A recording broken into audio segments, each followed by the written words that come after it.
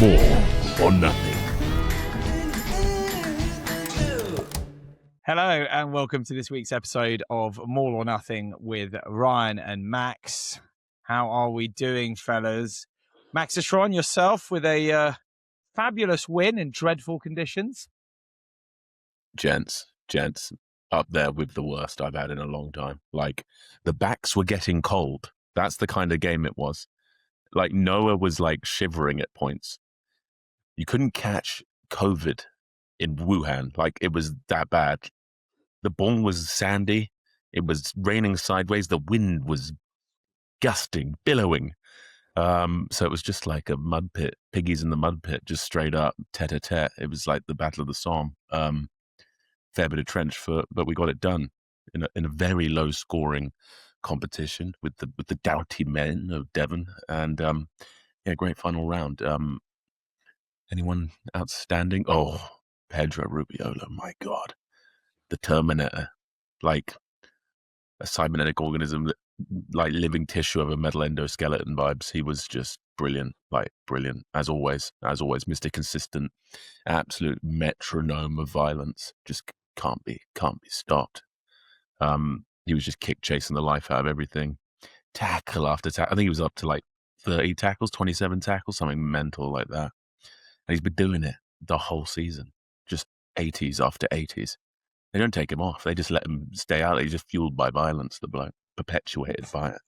Was there a lot of scrums if the weather was that bad as well? Yeah, a lot of scrums, a lot of set piece. It was one of those games where you have to really get examined at the set piece. So yeah, a few scrums came on early for Glos. Had a few scrums against Scotty Seo and Dweber, and I always forget. I always can't pronounce the Georgian fellow's name, but he's been very good for Exeter. Someone Yashvili, someone Vili, yeah. No, it's not. It's not that. It's actually not Vili. But he's been brilliant for them. He's been their signing this season. He can't be a real Georgian name. He's an incredible player. More importantly, how did the boys take the fact that you were memeing last week? Thank you very much to every one of our followers that jumped on board with pushing Max Lee through. More importantly, what do boys like Genji say? What are they saying? They didn't really say too much. It was all good. It just went under the radar, and I was thankful for that. You know, I didn't really need to be reminded of it at training. You know, you guys are doing more than enough to make me feel uncomfortable, and it was fine. It was fine. You were memeing, you were trending, and I was jumping into as many as I possibly could as well to like jump in and load into them as well, trying to pump up the Max Laheath. It is an interesting thing though, because the clip that we put out. It's funny how small changes can make such a big difference, because the original that we had was effectively you going, yeah.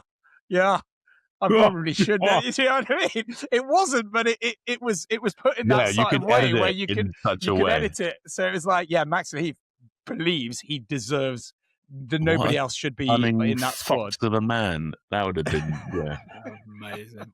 That would have been horrible. Please no. That was me. Please no. That was it. It was literally your 2 words. That's all I saw. Please no. I saw the thumbnail of me in an England shirt. I was like this. Please no. Please no, do not do this. Yeah, no, I'm looking through the comments. There's a lot of people that agree with it though, and obviously they're fans of the show, so they're fans of Max Laheath. But yeah, even Matt here, me and my entire club will sign the petition, plus my family and their families, apart from the props who can't write. Question being asked, yeah, everyone's in. Everybody is in. So you never know. A couple more injuries, boys. We could see it. We could see it come to fruition. Yeah. Realistically, how many more do you think we would need, Matt? just sort of trying to give our viewers a bit of a sort of, I guess, positive vibes, but some hope. Where you would generally be like, surely now there's got to be a conversation, because let's just say, 3 more go down. 2 more? That's interesting. Yeah. No, genuinely, maybe if something like that happens, potentially. Well, you never genuinely, if you had pushed it hard enough, right, and Yeah, if It's there got to was be an something Eddie where people Jones think- camp now, maybe he brought a judo guy in this week, couple of spiral fractures. Who knows what could happen? Seriously, say two people get injured, like you can't be far off the next one in line. I'm telling you now, there is a chance. You're telling me there's a chance. So you're telling me there's a chance? Can you imagine it? It'd be so good. Oh, it'd be so good. The parallel of Ryan getting his 50th through exactly sort of injuries and people and nobody else having a passport that was able to get them to France in time with COVID restrictions, and you also getting your first, if not through injuries but through hard work as well. But that would be the greatest gift ever. Authors, if you're watching, or anybody in your family is watching, Steve, please do this for, just be kind. Be kind. You know what we need to do? Have you seen this thing on social media? Seen this thing on social media where they're like tag so and so and or get this many likes. Let's do it again. Max Kurt in the background there. This is the clip. We go again this week. To Max's disgust, how much he hates us doing this. We should go again. If this gets 100,000 likes, Max Reeves gets picked for England. Oh, yes, we should do it. Let's do it, boys. Let's move on to Marc, because did you hear where Marc just nipped over to this week? I actually just briefly looked at your story and it looked like aggressive hedonism. You look like but I don't think the first bit of that story is on. I said to him, so what are you doing? Because we were chatting away. You're giving me the eyes if I'm not allowed to share this, but we're chatting away. That's fine. And he's like, yeah, I've surprised Lou. I'm taking her away for a couple of days. Am I right? A couple of days? 36 hours, yeah. So, okay, not even a couple of days, mate. It's 36 hours, right? So I'm going, oh, that'll be nice. Where are you nipping to? Like, you're in Singapore, somewhere within like an hour, 2 hours, at a push 3 hours. No, we're going to Melbourne.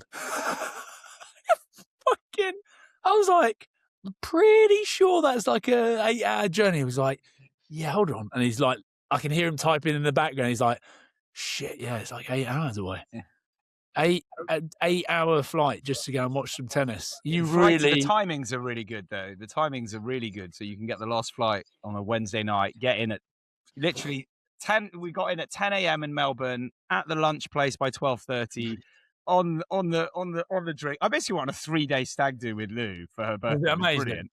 Oh yeah, because the Australian Open as well. It's just so cool. We saw Yannick Sinner, did the hospitality. It was like amazing.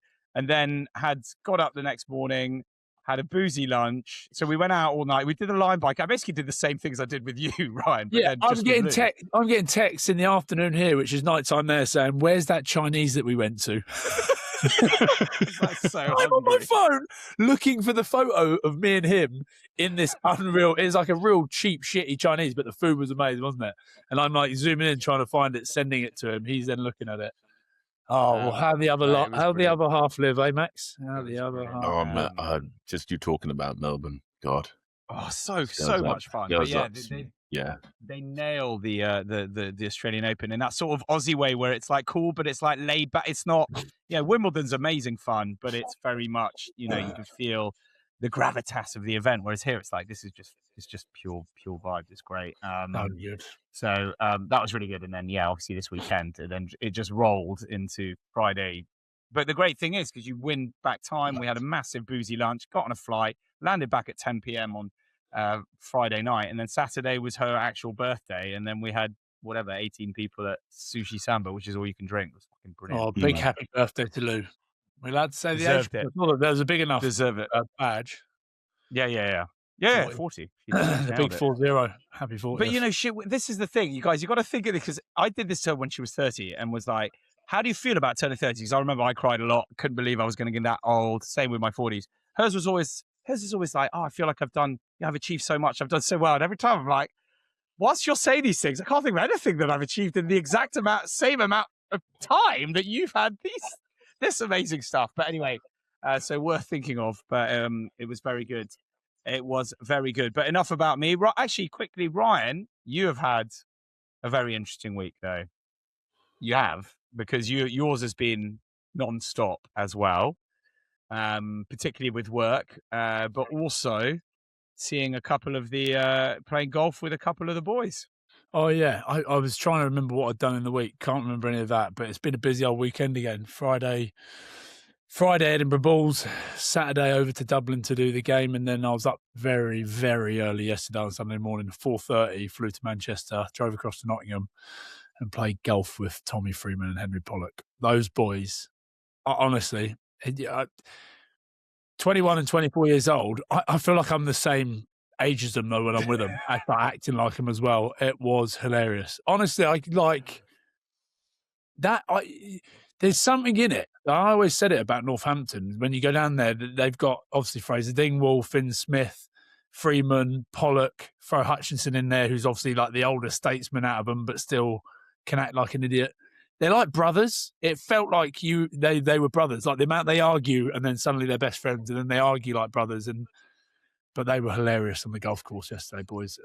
Oh my God, I've never laughed so much. It took us about 5 hours to do 18 holes, just from like the antics that they got up to. So it was a long old slog. Drove back up to Glasgow, so keep your eye on for that one. I know we collaborated with our Maul and Nothing stuff anyway, so we'll probably do the same again. But who's the better golfer? The Cal Putter Cup, mate. Tommy Freeman is very good at golf. Very good at golf, yeah. Does not surprise me. Pollock completely erratic as is expected, but like giving it big licks, like does one good thing and he's talking himself up again. But just confirms what good boys they are. Like genuinely, class. Good boys. Yeah. So no, it was good fun. Freeman reminds me of Schmog though, Max. Really like English Schmog, yeah. Yeah, an English Blair Kinghorn. Similar sort of. I don't know if it's the frame of him and similar, but he's like, yeah, he comes out with some funny stuff. Like you wait to see it. Like I am crying with tears at times during that thing. I mean, 95% of it can't go in, which is always a shame. Oh, that's real shame. Yeah, but he's coming out with some absolute classics, and like just me and Henry trying to take a shot, and he's like, can't get the golf cart out of the bush like in front of us and just going forward and backwards, can't get it in. And Austin Powers. We're all just like laughing our heads off. So yeah, it was good fun. So yeah, but genuinely proper good boys. We played for the Cal Putter Cup. But you got to watch that to find out how that went. Very good. Very good. Right, so before we crush into the rest of the matches in the Prem, Max, what actually happens to those who are not called up to any international squads right now? I'm always intrigued, like, because technically your next match is what, mid-March? Whoa, Prem Cup, baby. Don't forget about the Prem Cup. So important. So basically, the Prem Cup is on this weekend. Right. Yeah. That's disappointing. Accordingly to how many minutes people have played, this is subject to the DORs of each club. They'll give boys time off. So you could get a mini off season at this period of time if you've played most of the minutes up to this point. So some boys could get like 3 to 4 weeks off. Other lads might get like 1 or 2. So have you got a bit of time off? No, I've got Prem Cup. I'm loading up, boys. What? This is a fucking disgrace. No, Get it's me because no. of Get how me long the ankle took. care. What? No, because my ankle took a while to get right, so I haven't actually had as many minutes as you think. I don't care. If you end up getting injured in the Prem Cup, you're not there for England when they need you. I'm honing the tools in the Prem Cup. It's all good. It's one of those lose. It's a lose though, isn't it? The Prem Cup. Yes, exactly. Even when you win, it's closer to 40 than you are 30. Max, this is a disgrace. I need to have a word with Uncle Pat. Uncle Pat, yeah, but mate, yeah, we're putting out something formidable, I think, for the next few games. So should be interesting. Don't tell me. Silverware, Ryan. Silverware is silverware. He's not telling everyone we're going for the treble like Bathcott. That's not a treble. It isn't a treble because also the Challenge Cup doesn't really count in the treble, does it? But that is not a treble. The Prem Cup cannot officially be part of the treble. That's just not okay. There's sort of nothing else you can win to have a treble, there, is there? There's nothing else you can win in order to get a treble. So. I feel like it's the Challenge Cup. Good. Does that mean you guys are going to... Sorry, in Glasgow you can get the quadruple. You can get the Scottish Italian Shield, which is the hubcap that they give you. You can get the 1872 Cup. You get the 1872 Cup. Champions Cup. Oh my gosh. Boys, You're on for it. Let's go on for the quadruple. It's unbelievable. The quad kill. Yeah. I'm going to have to drop that one in this week because it's Munster on Friday night. When Zeebs starts giving it to me, I'll be like, listen, just because Munster have been knocked out, Zeebs, and they're dropping down to, do they drop down to the challenge? They might. Munster have dropped out, but Glasgow are going for the ultimate quadruple. I'm going to use that. That's perfect. Oh, Max, I can't believe you're playing. Oh, that's fun, mate. I'm actually quite looking forward to it. It's genuinely. No, you're not. Genuine question, Max. Yeah. Genuinely. Who are you playing? Who have you got? We got Gloucester. Oh my God, Gloucester's. But they were. Max, I can't imagine they're rolling out anyone for that. But yeah. Well, no, because they're already depleted anyway. Even though they obviously did very well against Bath. But this ties in later on to our conversation around England. But I just wanted your thoughts. Isn't it a bit weird that you guys are flying so high, 8 wins out of 9? Your only loss coming to Bordeaux, and yet there's only one Bristol Bear in sort of wider 42 or 46 man England squad. Do you think that's odd, or that circumstantially just happens to be, the strengths of the positions that England have? Yeah, I think right now it's just like it's a tricky one because obviously Rands has just got back from injury, so he's trying to establish some form again. Kloska's on the radar, so he's been playing England there. So I could see him getting in there at some point. Still young in his career as a tired, and then guys like Joe Batley also been unfortunate with injury, but he's been brilliant for the last few seasons. So in some regards, I feel for him. Gabby Ogre as well. And then the big one, in my opinion, is Gabby Ogre, because he's been definitely one of the form hookers in the Prem. So he's been unfortunate. So yeah, there's definitely question marks around those names. But yeah, right now the guys ahead of them, it's not like you don't foresee it as massive. But yeah. I can't get it out of my head. What about if we even petition for an England A cap for you? I think England A is like also sort of the guys that England set up are looking at from the 20s. So it's like a good stepping stone for them. Whereas an old geriatric sort of Zimmerfree welding 36 something. No. Remember what Will Collier said. Do not talk yourself down like that. You dare. No. What is funny is, obviously some boys do get their time off. Have you seen Barb's is out in South Africa? I did see that, yeah. Man, it looks like Brits abroad, them dragging their suitcases up the hill. It's like something from the in-betweeners. Oh, yeah. With the wheelies up the hill, I know.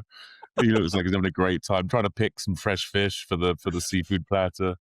Very jealous. Looks like he's having a great time. Very, very jealous. That's a very tight group of gents. Got Tom de Glanville. Barbs should be very funny. So that's it. England go to Girona now, don't they? They're off to their camp in Girona, so they fly there tomorrow and start getting ready. That's not a bad little spot to go. Scotland, on the other hand, are up in Edinburgh in the pissing rain. That's it. Six Nations is close. Yeah, let's wait. We'll come to the Six Nations after we've done our look at the action over the weekend. And we've got a lot to talk about in the Six Nations. But let's just quickly run through. Let's start with Harlequins crashing back down to earth. The big question I've got for you there, actually, as they got thumped by Leicester and fans leaving before the end and all of this.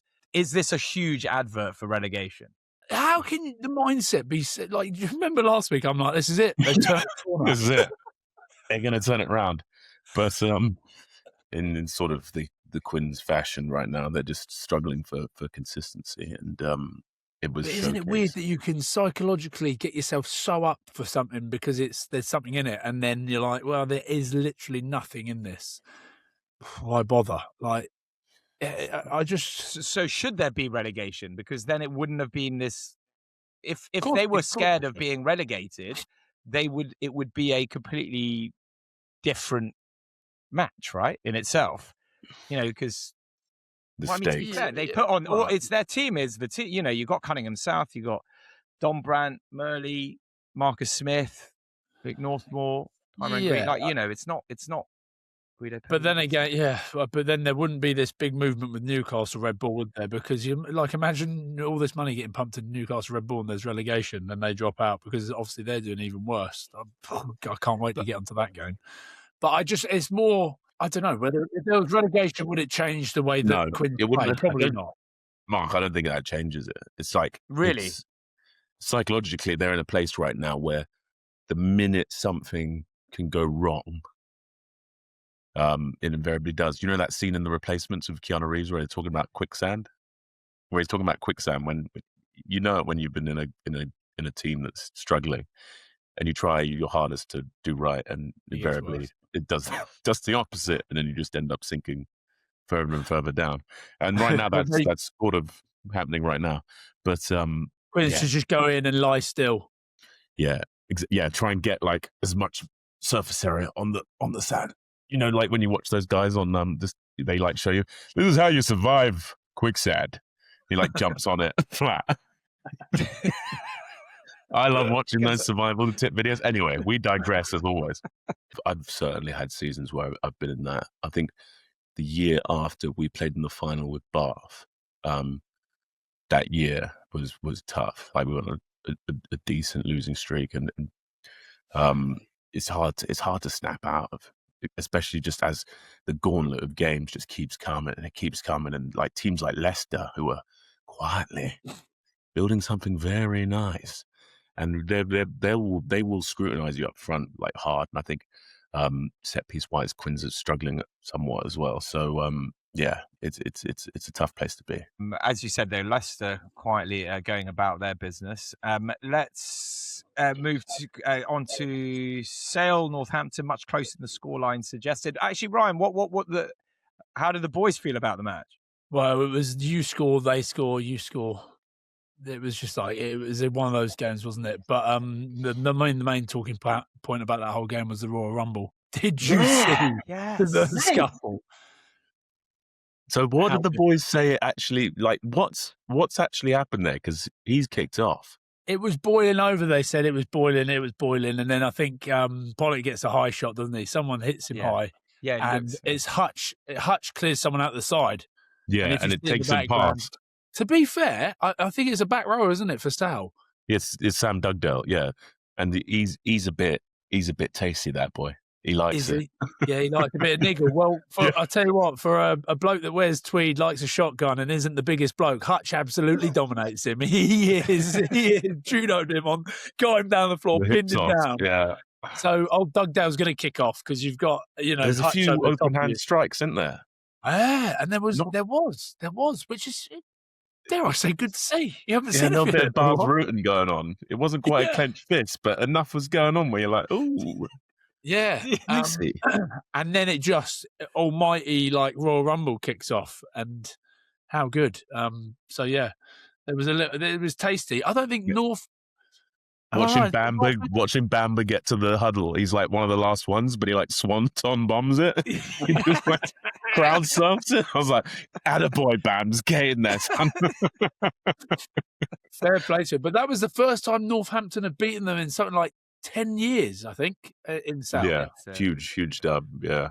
Is that right? Yeah, Upper South. Yeah. So a big win for them. But yeah, the boys... just wait, Ryan, just quickly though, on the fighting element, because obviously people have adapted over the years, right? So as you said, it's been a while since we've seen. Do you, in your mind, is there like a mental check of I can't, I'm in on this, but I can't, I still have to slap, right?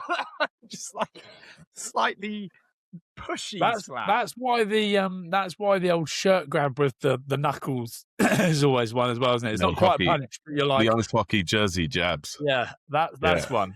You can also like block. You can block their right arm, which is usually people are right-handed, so you could like get that in there and protect yourself from the other right hand coming over the top. The other one that's widely used, Max, and you'll agree with this, is when you've got the horrible rough tape down your arms, and you grind that down their face. You know, the old push down the face with the tape. So it's like almost like carpet burn down your face. The tape is so rough. You're right. That does work. It's effective. Yeah, have this carpet burn, motherfucker.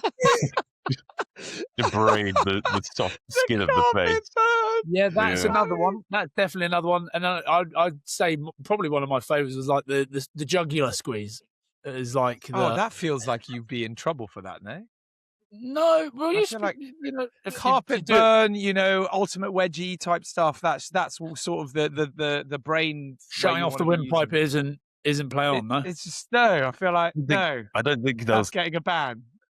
But you can't get banned. No, for you that. won't cry wolf on that. You just be like, oh, he's got me. Yeah. Whereas the ref seeing that, all he's seeing is like a hand on a throat, which could just be part of the scuffle.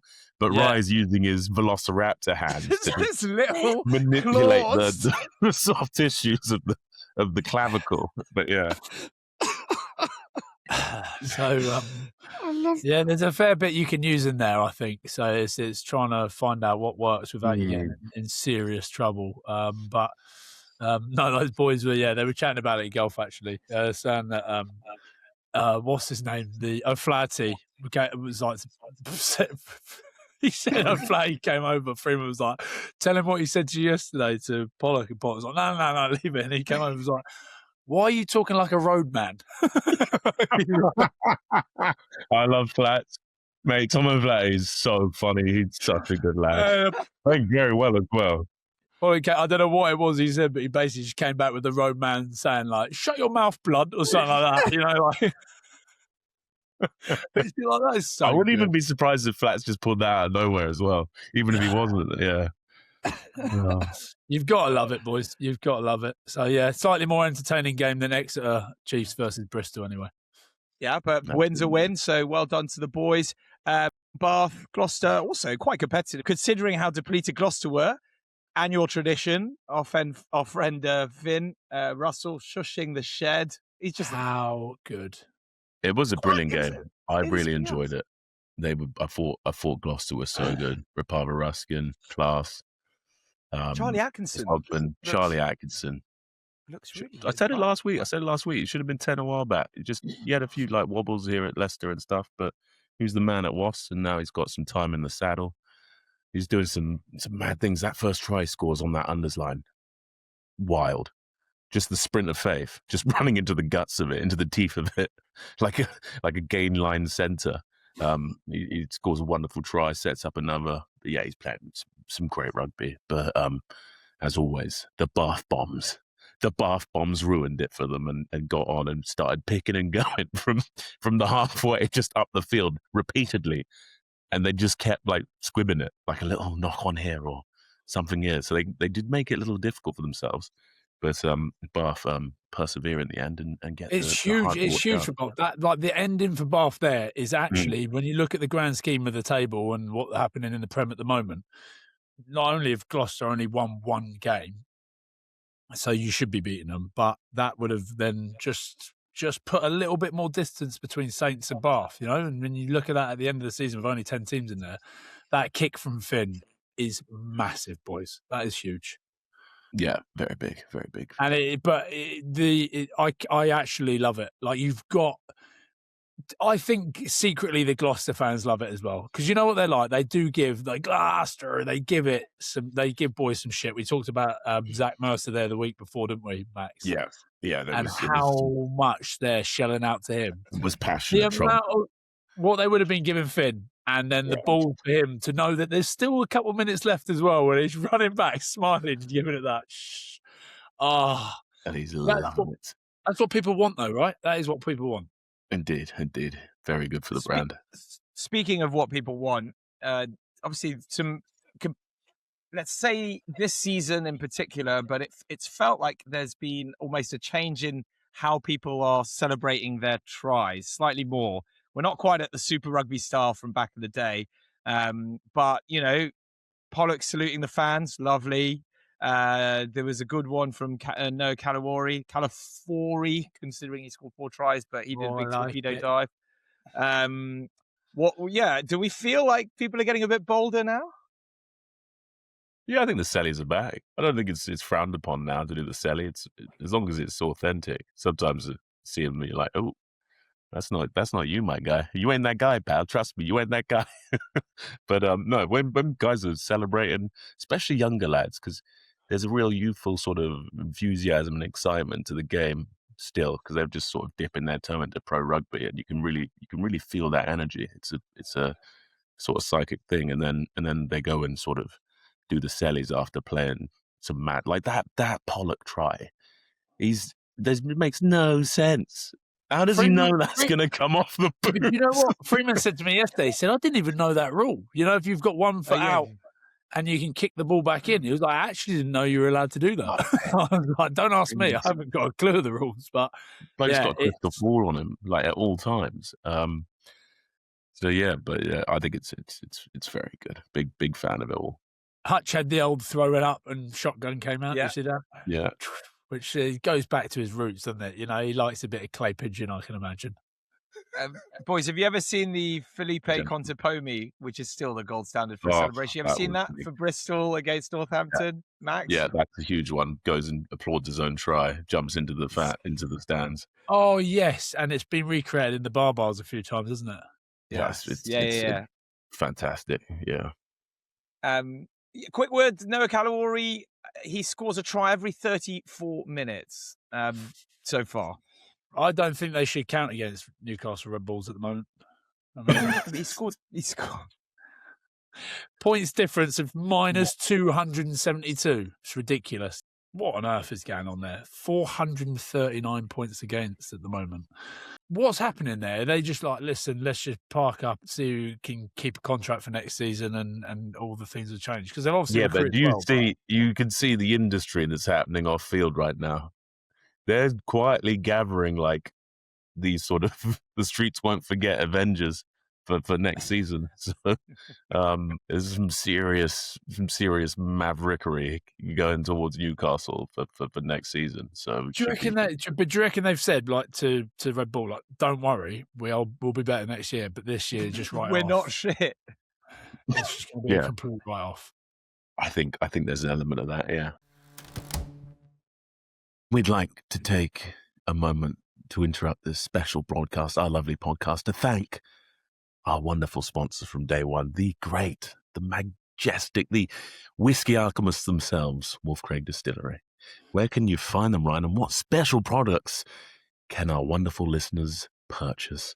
Well, you will do your normal shout at the end of this, but it is wolfcraig.com. Head over there, and boys, they've got a beautiful little 14-year-old, which has been distilled in a triple sherry cask. So jump over, grab yourself something like that. Or Marc prefers a little gin and tonic, although he's told me he's off the booze at the moment because he's kicked it too hard. But Wolf Craig, they've been with us right from the beginning, boys. They are the reason that we're really here, because we wouldn't be able to do it without them. Marc, finish it off. Guys, head over to wolfcraig.com and pick something up nice, or buy something nice for somebody else. We love you, Wolf Craig. Yeah, what was that, Marc? What was that? It was more of a ripple. It's like a small, like a young wolf, I guess. Okay, thanks very much. Fabulous. Well, let's now move on to the URC. And Ryan, Glasgow squeezing past Zebre. Oh, thriller win away from home makes you top of the pile, but it probably closer than the boys wanted it to be. Yeah, but again, Max, you'll know it. You hose Saracens the week before. You come down off this Champions glory. You're 20 points, maximum points out of a Champions Cup, and then the boss goes, I'm playing the strongest team I can in Zebre. And you're like, fine. That's a big win. I agree, Bri. That's the sign of a healthy team, I think. It's a tough old place to go and play. It is. We put a good old team out, but fair play to Zebre. They clung in there, as they always do. But yeah, there's a bit of, if I get injured, Six Nations is around the corner. We've never lost to Zebre. Like, all these little things start to creep in. But what made it more important was making sure we get the bonus point, because obviously a massive result at Stormers. I think it was pretty much sold out. Sharks go to Stormers down in Cape Town, Max, and do the job, which, well, Stormers were unbeaten in the URC before that, weren't they? They were unbeaten. So, yeah, it's a weird one, isn't it? It's a weird result for them. But brilliant for Glasgow Warriors because then Glasgow jumped to the top. Some other shock results in there as well. Scarlets obviously beating Ulster, who again are flying high. Scarlets were pretty much rock bottom. But Dwayne Peel, they've always been in it. They've not actually they play some all right rugby, Scarlets. You've been down there this year, Yeah, man. they can ball. Yeah. They're probably not the biggest surprise. Ryan, the Bulls doing the job in Edinburgh. Quote from last week, they don't travel well after you found out that your Glasgow side will be hosting the South Africans at Scotstoun. 2 wins out of 2 on the road now for them. They beat Poe, who are obviously flying high in the top 14, and then winning in Edinburgh. So they know how to win in Scotland. You're fine, not reframing anything. I mean, there's winning in Scotland and there's winning in Edinburgh, isn't there? So, like, I really don't think that should count for anything. And their record was they'd only won 1 away in 7 games away on the road in all competitions. So I was going back to my stats. It doesn't worry me too much. It'll be a different test in the Champions Cup when they come. But it was Burns night, boys. I don't know if you saw the intro to our show. But obviously, me and Barks always trying to freshen it up. Friday Night Lights. We decided that Barks would play the bagpipes, which he's fucking good at. Is he? Mate, yeah. I've heard it in the house before. Like, his boys play the bagpipes. So he brought Finn's bagpipes along and he's belted out. I think it's Highland Cathedral or something. Off he goes. And then I've recited a poem, Rabbi Burns poem, which I've got ChatGPT to change up so that it fit to the Bulls versus Edinburgh game. Then I've got a load of haggis. So we're eating haggis, neeps and tatties on the TV. And at the end of the game, they're bringing boys over. We're doing our normal pitch walk, like after the game, we're chatting away, grabbing players. We've chatted to Marcel Coetzee, chatted to Andre Pollard, and then finally they're and when you chat when we do it, you're talking to all these players, and you've had like 3 players, and you're sort of running out of. I don't know. We've talked about the pack. We've talked about that. We've run out of stuff. Thank God I had a can of Iron Brew in one pocket and a haggis in the other because over there bring Willie LaRue. And I'm like, here, I'll try this big fella. It's Burns night. Rabbi Burns, you won't have heard of him, but Scottish poet. And we're celebrating it. So all things Scottish. Here's a can of Iron Brew. And he's like, oh, thank you. And live on TV, I'm like, go on, open it, drink it. You can tell he was so reluctant. I think he was looking at it like, the fuck is this, man? And I'm like, go on, open it up. So he's like, cracked it open, taking a sip. He's like, oh, yeah, that's really nice. I was like, good. I was like, here.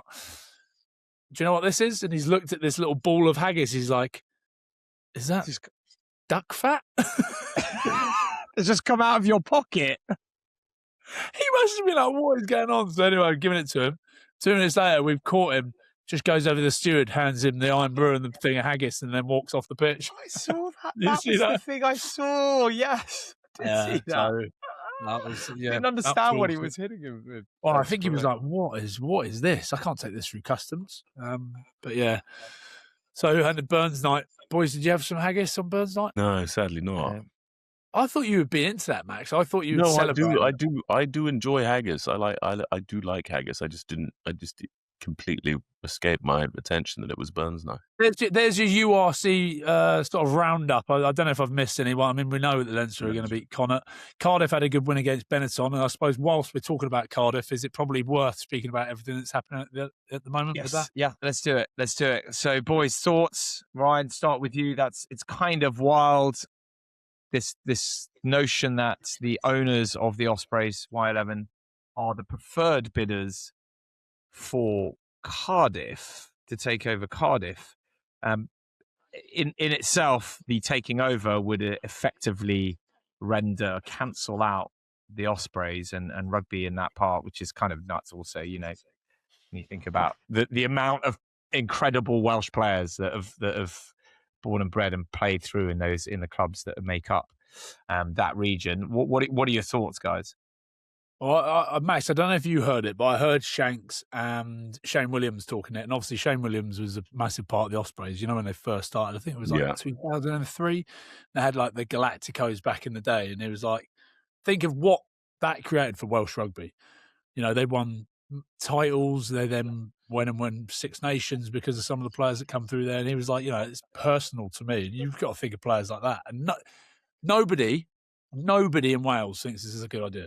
There is no one that thinks it's a good idea. So I'm not sure what is going on. Like, what are the Welsh Rugby Union up to? It's just a strange thing, and it will destroy club rugby and rugby over, in the West.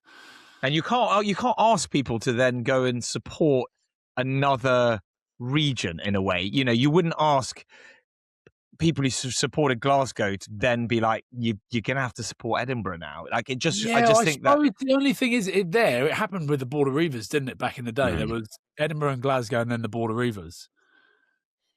But you're in the middle, so you can sort of go both ways, and it would be. But they're not in the middle. They're sort of I mean. No, I know. Their rivals are Scarlets over that way, aren't they? So they don't.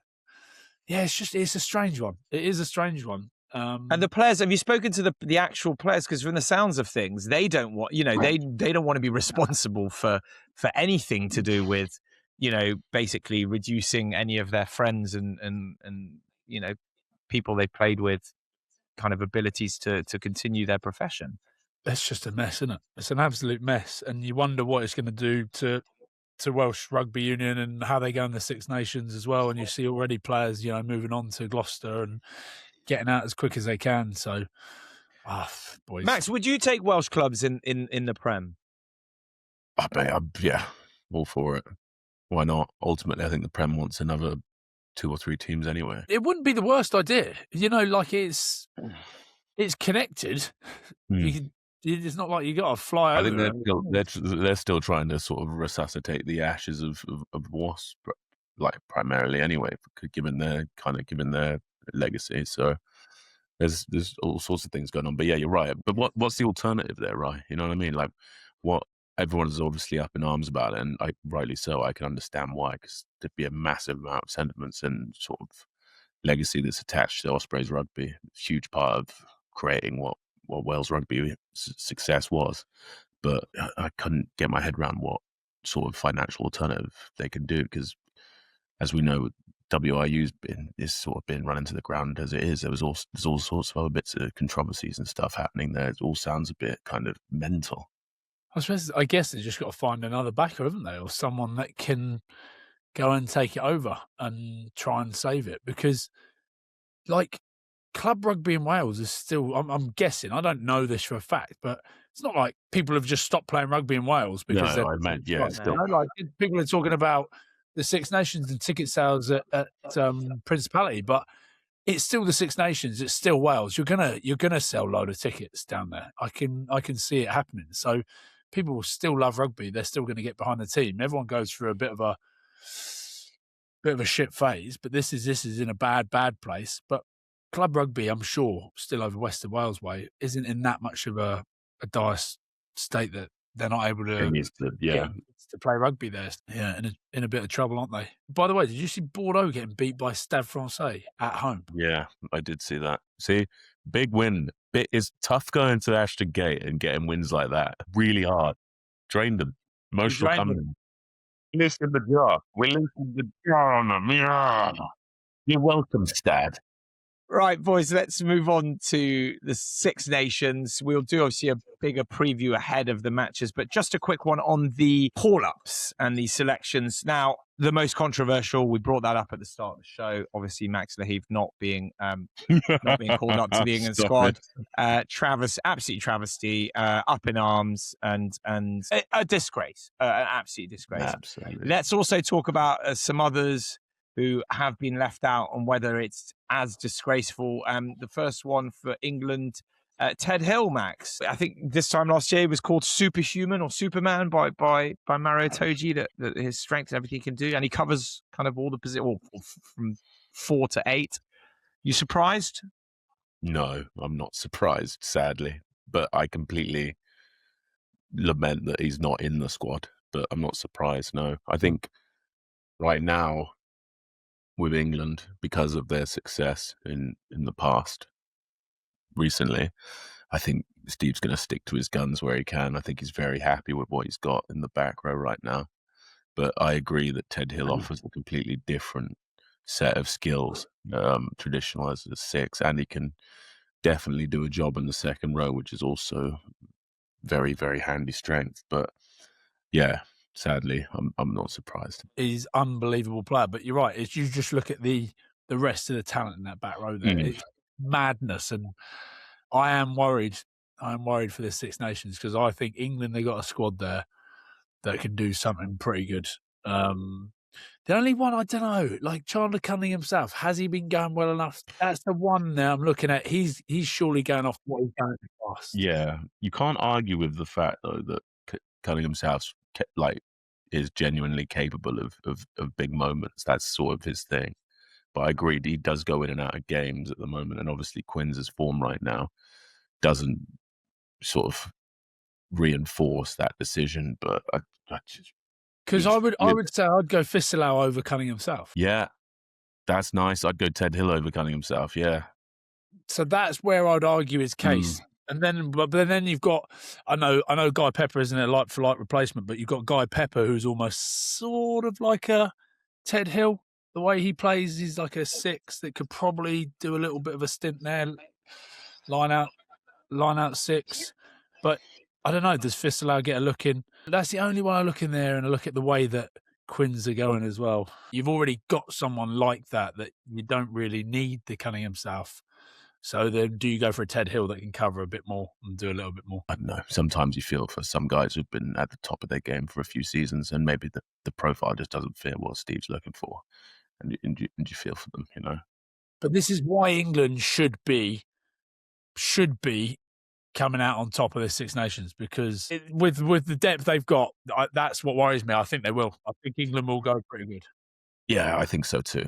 Ben Spencer back in. Does he start for you at 9? Spencer versus Mitchell in terms of like what you want. I don't know. Does Steve go with Ben Spencer's unbelievable boot, or does he stick with Mitch? Who's man, he's top of his game right now. I think Mitchell's got to go. I just think his game is so well rounded now. Seb Atkinson as well, and that's a nice selection.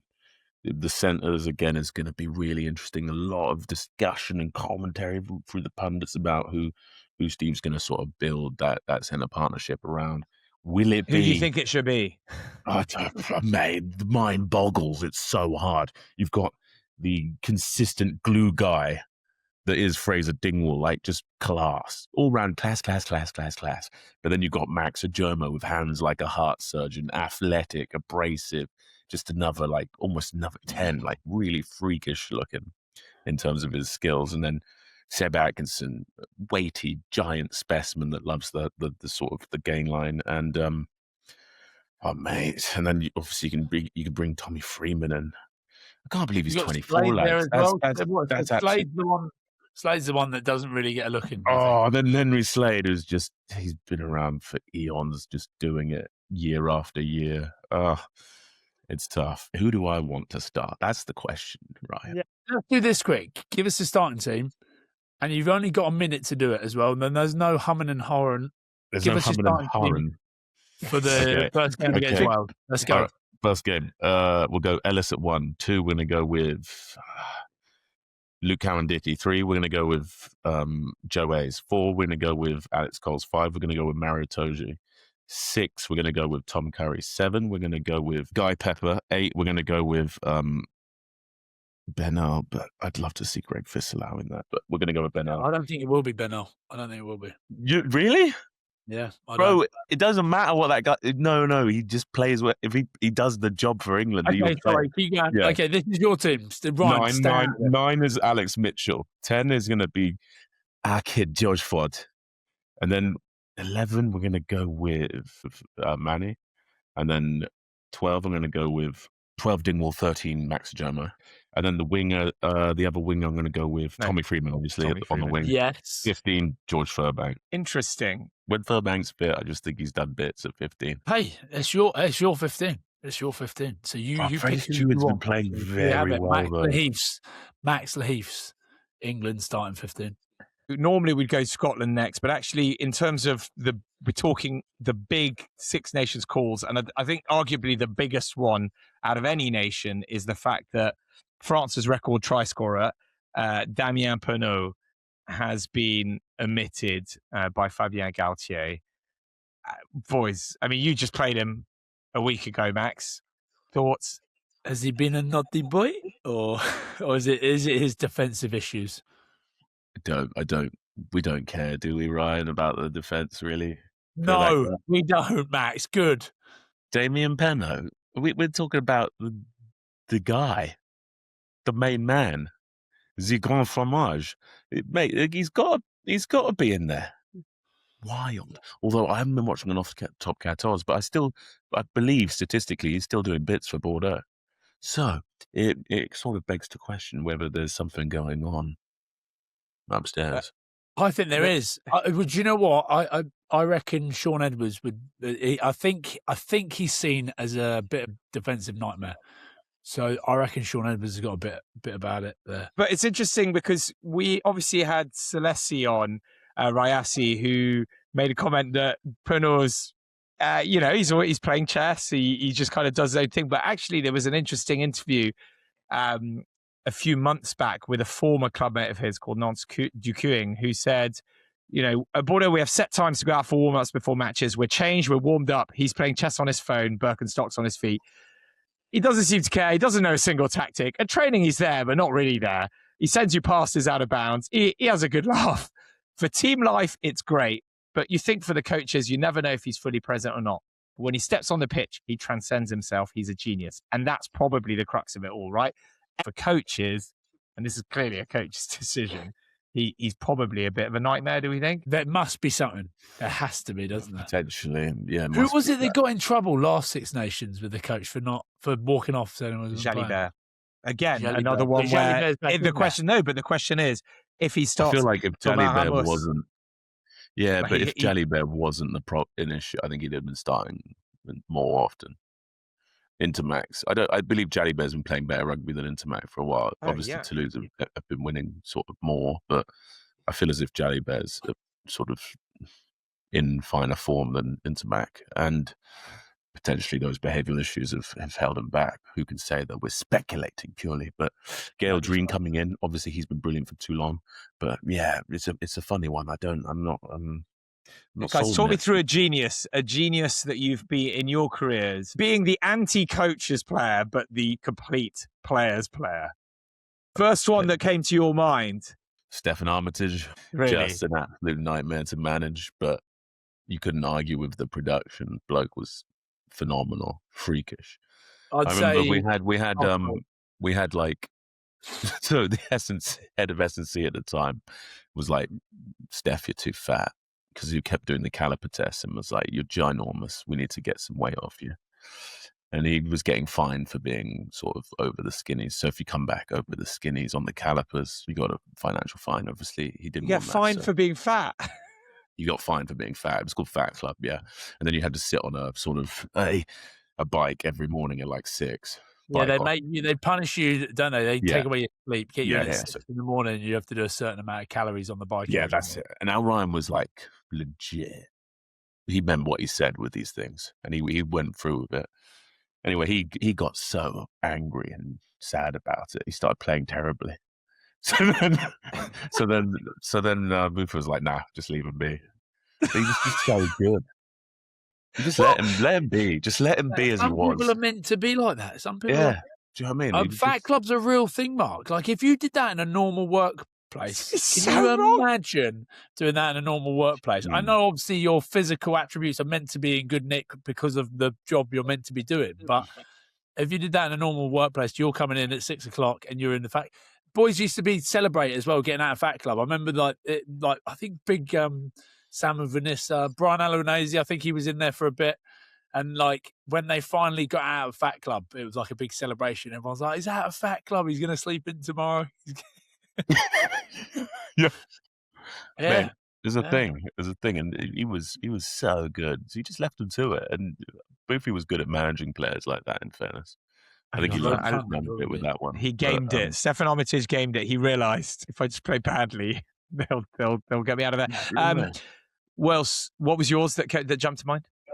Mine would have been Nico Matawalu, just uncoachable because he didn't know what he was doing himself the half the time. Yeah, no, that's a good one. That is a very good one. He had no idea what any of the calls were. And he was the most important person because he was the 9. Everything went through him. So it was like... He just didn't know what the calls were. Stuff. Yeah, so he didn't know what, like, have called to just like flash pass it to 10 or to hit the forwards pod was. He just did stuff. And it kind of worked. It was He wild. would, like, instead of box kick from his own 5 metre, try and chip and chase it. And Gregor, you could hear Gregor from the stands like, no, Nico! Yeah, Semi was the same. Yeah. I don't think Semi knew the maps. But Pat was like, just give the ball to Semi. He'll run an overs line and do something wild and throw an offload. Do you remember Leonardo Sarto as well? The Italian winger? Sarto? Yeah, he came to Glasgow and he was one of them as well. Just hated training. No, I don't want to train. This is stupid. This is like, was like against everything we did. Greg is stupid. Why do we do this? This is stupid. And I remember I told you this story. We beat Leicester, pumped him in the European Cup, and he was crying in the shower. I can't believe it. We win. And then 2 minutes later, he's like, "It is just a fluke. We will lose next week." We're like, what the This fuck? bloke sounds fascinating. Walked into Gregor Townsend's office, threw this wet towel at him. I want to leave. I'm done. I'm finished. And Gregor's like, Leo, what's wrong? What's wrong? And he said, no, somebody keeps using my towel. They think it's funny. I want to fucking leave. And Greg is there trying to go, boys, can you just stop using this fucking towel? Because he's like kicking off. He's trying to cancel his contract. And he was so Italian to the point where Tommy Seymour had to look after him for a bit. And he's like proper Italian boy that his mum did all the cooking for him, like everything. And so Tommy Seymour came in one day, found him trying to cook rice in the pan without water, just cooking the rice on the... I remember you telling me this. Fuck, is that guy? Wow. Yeah, Leonardo Sarto. And he was, talk about the cheese string, man. He was like a beanpole and there was nothing of him, but oh my God, he could play. He was unreal. He scored some of the best tries ever in Glasgow Warriors shirt and then for Italy as well. So yeah, Leonardo Sarto. What a Imagine quitting because the boys have been using your towel. Boys, quick word on the other two big misses for France. Grégory Aldrit, often France's standing captain when Dupont was injured.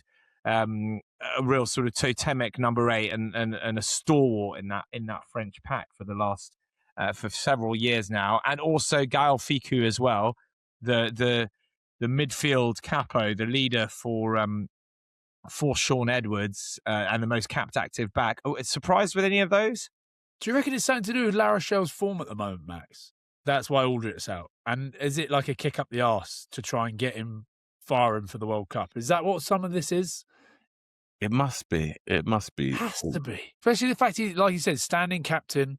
Like you look at some of these and is this a player of Gate going, World Cups next year, I need these boys firing. I'm going to give them a real shock and not involve them and see if...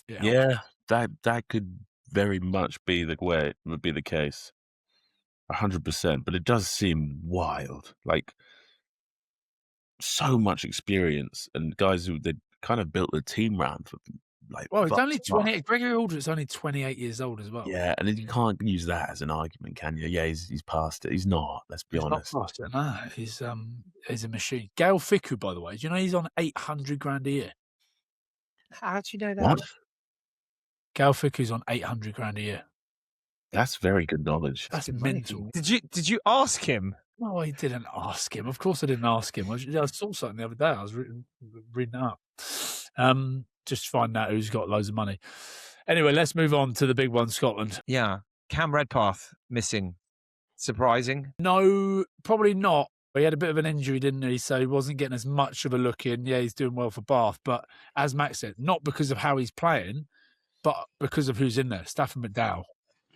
We've seen him do it, boys. And towards the end of the last Six Nations as well, he became someone that Scotland had on the bench that they knew they could lean on because he could cover the positions. So, and also if you look at Hugh Jones and Sione Tuipulotu, who will obviously be starting, Rory Hutchinson in there as well, who can cover a load of different positions. So, I'm not surprised.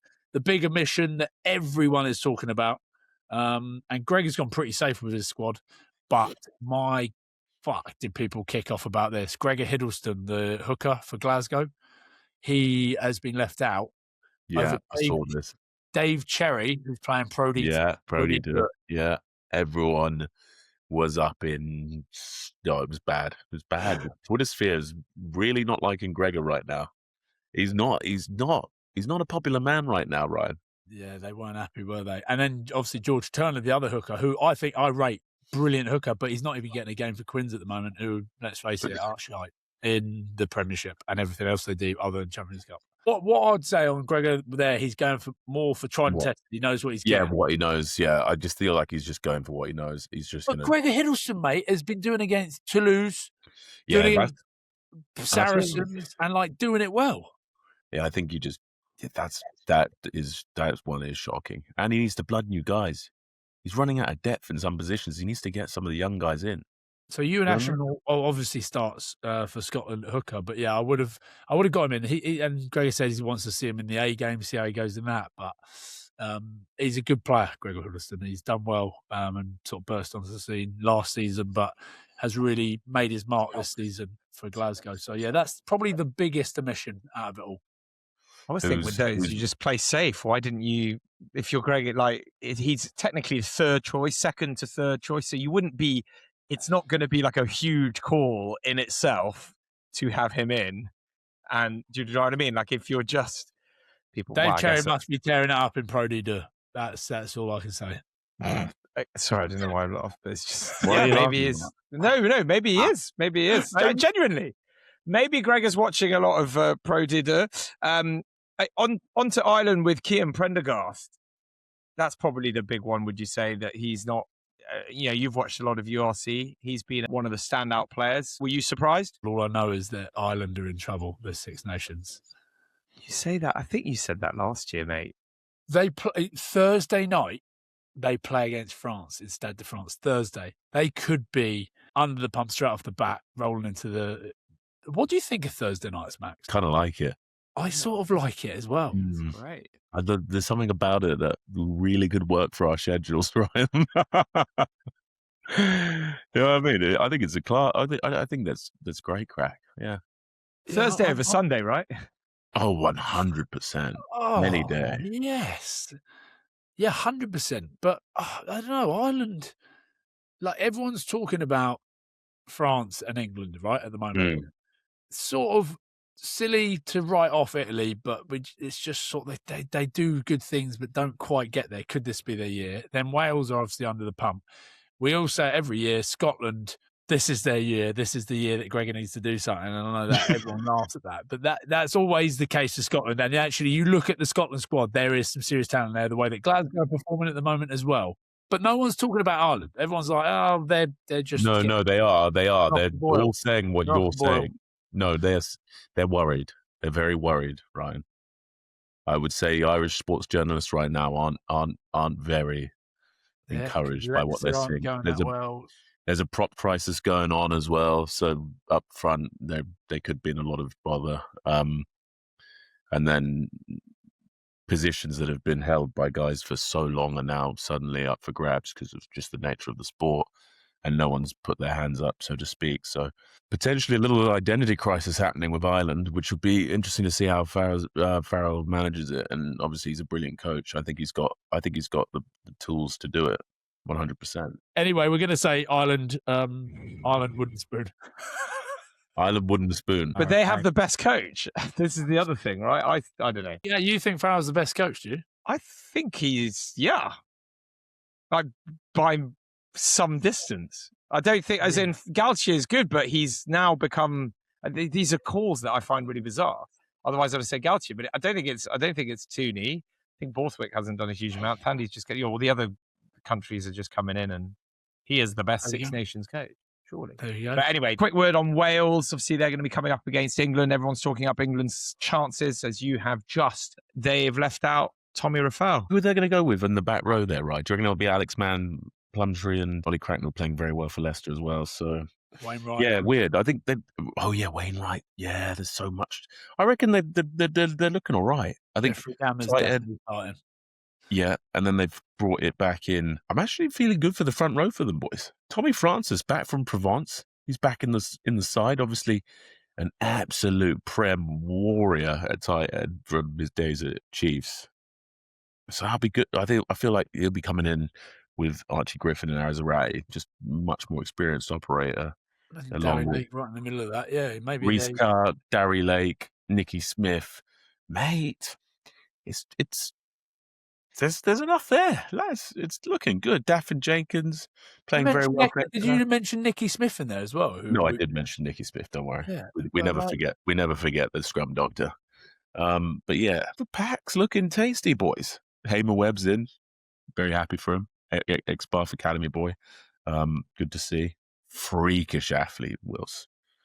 Like the body comp on the man, it's like his skin looks like a wetsuit, like a balloon membrane. It's wild. You can see like every muscle on the human body on that bloke. But yeah, I'm Josh Adams back in because Sam Costello. Man, I'm feeling as if Wales are going to turn a corner, Ryan. I'm putting out. Yeah, I'm looking at that squad. I'm looking at that squad. I'm optimistic for the men in red. Oh God, here we go again. Yeah, I know. But that's the beauty of. That's what Wales need right now. They need a strong Wales performance. They need it more than ever. But I forgot to say, by the way, did you see Ellis Mees try last minute to beat Ulster actually at the weekend? That guy's slippery. He's so much bigger than he looks as well. Slippery little otter. He can ball. He's very. They've got the squad. It's just whether Tandy's had enough time. Has he had enough time to bring it all together? Yeah, I know. Because we've spoke about it. There's some good men in there, and the likes of Dan Lydiate and Reece Patchell and. Yeah, we'll see. We're yet to see. But England first up, it's not a nice one for them. But if there's a team they're going to get up for, it's that one. The xenophobia is real. Yeah, why not? He's the fucking bombies. Well, boys, we will go on a more in-depth Six Nations preview next week ahead of those games coming up. But that's a good kind of little taster of the Six Nations that is upcoming and the big calls that have been made by the coaches so far. But a huge thank you to Ryan and to Max, as always, and to you all for listening and watching. Thank you for your comments. Keep them coming in. And we will see you all next week. More or nothing. Ryan, I've got a question for you. Yes. You know, Twitter, right? X, whatever you want to call it. Like Elon Musk's fucking playground of degenerates. Do you use it much? Do you go on there? Not a huge amount. Okay, so I've established the discovery page is just meant to antagonize you. It like creates the like angry page, vicious echo chambers that you hate, and then you are constantly triggered by it. It's like really badly designed in the worst kind of way to create people using it all the time. But I thought you might. Maybe I'll get back into it. No, don't. I deleted it from mine because it made me angry. Find what you don't like, show you it, and then you get angry at people, and then you're angry at the world, and then that is 90% of what I watch on Instagram is people that I cannot stand. And I'd love to be able to say to the world right now, some of those people, because there's a couple in the rugby world. I know, but isn't that bad that you can now access it like all the time? The same with just like hot women. Like you can just see it all the time, or cars you'll never ever drive, or houses you'll never ever live in, or do you know what I mean? Wealth you'll never ever access. It's wild. It's the weirdest time to be a human ever. Yeah, it is. You're right. And the only things I share with other people are things that annoy me. So therefore, it's like he's sharing this to his friends, who I'm also trying to annoy. So now they're like, let's send him more. Let's send him more. You're feeding the beast that him. It's so bad. We just need more horrible things to happen to ourselves. You know, like we need just more adversity. Like imagine being like your ancestors in like the early like Paleolithic, man. It was just a hard day to survive, and now you can just sit on stay the alive and watch Netflix instantly. Yeah, I listened to a podcast, the Diary of a CEO, and he had this bloke on talking about robots, and it's scary. He was like, and what does he sort of? There won't like. There's one of the biggest employers of in the world is driving, and soon like in literally 15 years, we won't need people to drive at all because you see it everywhere now. Everyone's. See, that's another thing that you can't do anymore. That'll be another thing you can't do. Yeah, you don't drive. You just get in a car that drives. That's what I mean. Everything's too easy. I'm so lucky I get to just do horrible workouts for a living and get my head kicked in on the weekend because at least rugby is genuinely hard. Like it's not like this weekend was tough, you know. But like it's hard to like find something like that you can like really get like a ton of adversity and just persevere over it, you know. I don't know. But also, you're in live sport, which is, I think, one of those in my mind is like robot and AI. No one's going to want to watch like 30 robots beating the shit out of each other.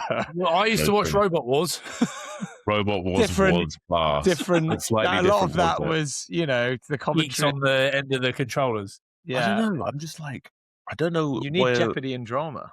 Exactly. So the end game is getting bad. It's getting bad. Like you already think humans are domesticated. It's only going to get worse. It's going to be like Wally, you know, those little people. And, you know, like you see there's way more mobility scooters now. People don't even want to walk anymore. Yeah.